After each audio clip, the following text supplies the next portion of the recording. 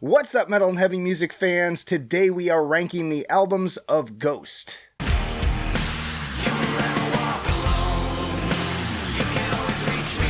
Alright, and as you can see here, I don't think that they have an album that's below a C, but we are going to rank them, starting with Opus Eponymous in 2010. Now, these songs were written in 2008 and recorded in a basement studio in their hometown of Linköping, Sweden. Stand By Him is listed as the true start of the band before they even had decided on a vocalist at the time. The Ghouls said they approached a number of potentials, including Messiah Markolin of Candlemass, Mars Levin, and J.B. Christofferson before Forge decided to do it himself. The demos were put up on MySpace, and man, were those the times.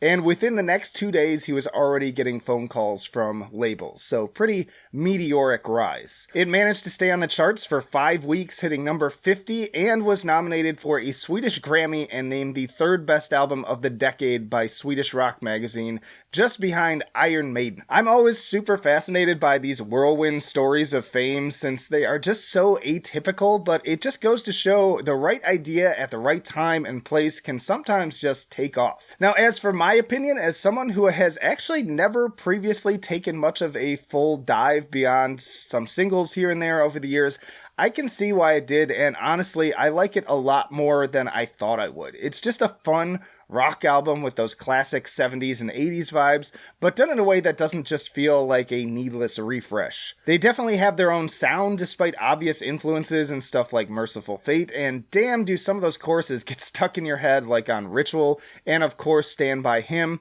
I'm gonna put this one, for now, at A tier. Then we have Infestissimam in 2013. So this album was recorded in Nashville with Nick Rokulinix, and apparently because of the location, they had trouble finding a choir that would sing satanic lyrics. So ultimately, they ended up having to do that back in Hollywood. Conceptually, the last album left off with the Antichrist being born, and so this one picks up with his story. It's a bit more diverse musically with some cool elements like the choir, as well as some strings and just different approaches to songwriting, and it was relatively well reviewed. It even debuted at number 1 on the Swedish charts, quintupling the sales of the number 2 album. But to me, this album definitely has some kind of sophomore slump issues. A lot of the songs just don't have that same fun energy and memorability. Lots of bland tracks that aren't bad, but are also just kind of forgettable. I think the obvious standouts for me are Zombie Queen and Year Zero, that second one in particular having another one of those supremely infectious choruses.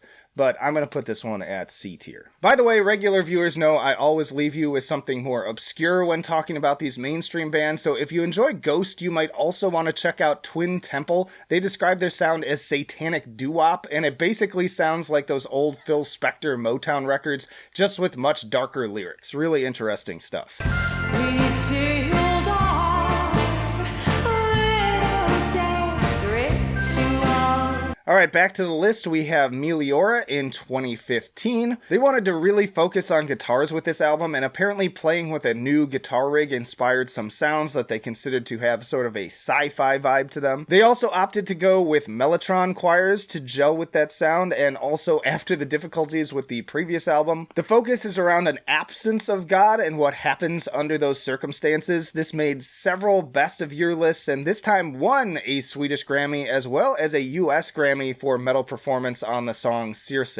Being a guitar guy myself, I definitely prefer this album to the last one. Spirit is a very strong opening track to set the tone, and then it gets followed up by the chunky bass groove on From the Pinnacle to the Pit, which in some places reminds me of Voivod, though the Ghouls stated it was more inspired by Led Zeppelin. Circe is a fun stomper with some Iron Butterfly vibes. Love the little poppy breaks with the piano and additional percussion to amp up the contrast of the light and dark portions. I think I hear a timpani among other things. Mummy Dust is another banger with some great organ melodies and this simple little piano flourish that reminds me of Nine Inch Nails buried in like a Queen song. Majesty has some really fantastic riffage throughout, both from the rhythm and lead guitars. I sort of passed on this when it came out since I was expecting something different based on the hype, but now that I understand what the band is going for, I see why so many people fell in love with this one.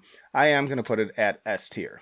Then we have Prequelle in 2018. So after that, this was the first time that Ghost was putting out an album with Tobias formally confirmed to be the frontman after years of keeping his identity a secret. He described the recording process on the album to be much more streamlined and focused, but overall I'd say it feels like a continuation of the sound of Meliora with maybe even more of an arena energy to it. Rats is the big single on this one, which is a solid one, but I don't think it's as good as Circe. I actually prefer Faith, which has more of a hook and headbanging vibe alongside the church organ, as well as some fun turns in the vocal performance. Dance Macabre lives up to its name, really getting my foot tapping. I kept expecting Danny Sexbang of Ninja Sex Party to make a surprise guest appearance on this one. I actually saw that this was the lowest rated album on Metal Storm, but I really don't agree. It's maybe not as strong or consistent as Meliora overall, but I think it's better than the second album, at least by a good margin. A few kind of fillery tracks, but a good journey nonetheless. I'm going to put this one at B-.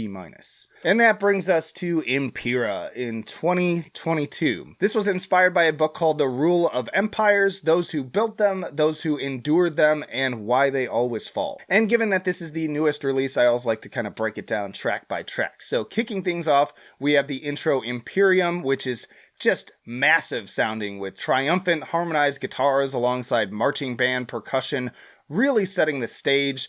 And then Kaiserion has really upbeat guitars sounding like something off of Rush's Moving Pictures, complete with a fun falsetto opening scream. Like seriously, this is basically just a Rush song, right down to the production on the drums. It even has an awesome proggy jam session in the middle, bringing that Tom Sawyer energy.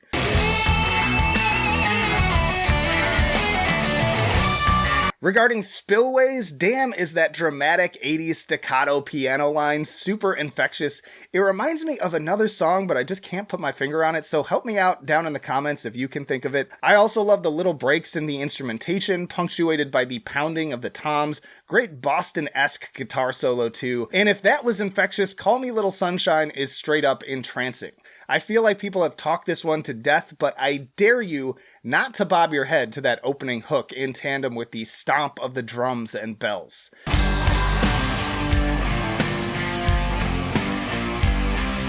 And not only is it impossible for me to not sing along with this one, but also pantomime the words like a kid doing some melodramatic TikTok. You will never walk alone. Goddamn is this straight up songwriting genius. The foot tapping continues with Hunter's Moon, which is among the more crunchy 80s metal style tunes on the album, with a very Alice Cooper evil delivery of the title and more ominous melodies. There's even some kind of monk-like chanting in the background. Gotta love those wailing leads on this one. It was also featured on the Halloween Kills soundtrack, which I can only hope will bring back the late 90s, early 2000s heyday of awesome metal horror and action movie soundtracks.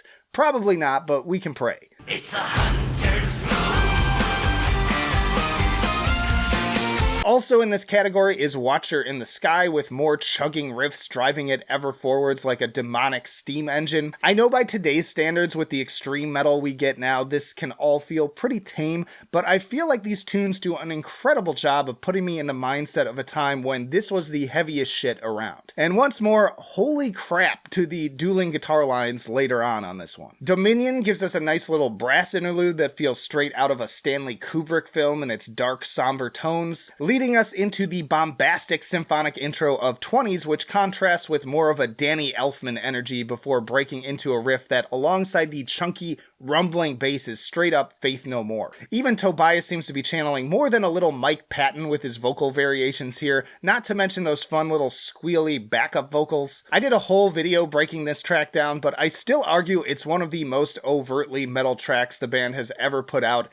It goes hard. It's become like one of my top 5 tracks for the band. In the 20s, we'll be singing in a rain of pennies. Darkness at the Heart finally breaks the intensity with a moody power ballad, complete with some fun finger snapping, kind of a Journey meets Queen vibe. Not my favorite song on the album, but the chorus is totally anthemic. Griftwood then transitions nicely into kind of a Van Halen-esque guitar intro reminiscent of Ain't Talkin' About Love. More fun poppy vocals here with plenty of ooh-oohs that almost feel like cheating when it comes to getting me mouthing along to the lyrics. Great piano additions in the second half too. And then we close out with the brief but haunting acoustic of Bite of Passage, and then Respite on the Spitalfields, which starts off on a moody note before evolving into more additions of whispery snarls. Then it's more angel dust bass lines and eerie guitars before concluding on a very atmospheric note with that same simple yet memorable guitar hook that kicked this whole thing off to begin with. A perfect bookend to an excellent album. So while it's early to call Impera Ghost's best album to date, it's definitely up there. It's a very focused work without an ounce of filler, every song, every passage contributing to its tight concept. I loved pretty much every second of it. With time, it may very well even rise to the top, but for now I'm going to say I'm even going to drop the debut down to a B+, and I'm going to put this one very firmly in second place at A tier. But y'all let me know down in the comments, how would you rank these albums and what do you think of Impera? And also check out this playlist for plenty more metal tier list and this playlist for more of my favorite albums from 2022 so far. But that'll do it for now. Flight of Icarus signing off. I will see you in the trenches.